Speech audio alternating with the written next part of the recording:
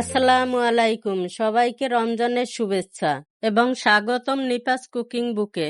আজ আমি তৈরি করে দেখাবো খুবই সহজ এবং মজাদার একটি রেসিপি, চিকেন ফিঙ্গার।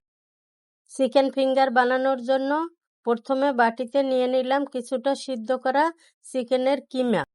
এবার দিয়ে দিলাম ম্যাশ করা আলু, তারপর দিলাম লবণ, দিলাম কাঁচামরিচ, দিলাম পেঁয়াজ বেরেস্তা, দিলাম গোলমরিচের গুঁড়া, দিলাম চিলি ফ্লেক্স। এই পর্যায়ে দিলাম কিছুটা ধনে পাতা, এরপর দিলাম পুদিনা পাতা।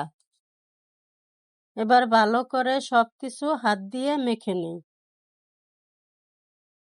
এবার 2টি শাসলিকের কাঠি নিয়ে পুরগুলোকে চেপে চেপে ফিঙ্গারের শেপ দিয়ে নিই। এভাবে সবগুলো চিকেন ফিঙ্গার রেডি করে নিলাম। এবার চিকেন ফিঙ্গারগুলোকে ময়দার ব্যাটারে চুবিয়ে নিই। এবার ব্রেড ক্রামে দিয়ে ভালোভাবে মেখে নিই। ভাজার জন্য এভাবেই চিকেন ফিঙ্গারগুলো তৈরি করে নিলাম। এবার ফ্রাই প্যানে দিয়ে দিলাম কিছুটা তেল। তেল গরম হয়ে উঠলে দিয়ে দিলাম চিকেন ফিঙ্গারগুলো। চিকেন ফিঙ্গারগুলো এপিট ওপিট করে ভালোভাবে ভেজে নিই। ভাজা হয়ে গেলে তুলে নিই।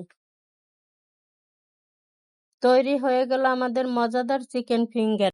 এবার সস দিয়ে গরম গরম পরিবেশন করুন।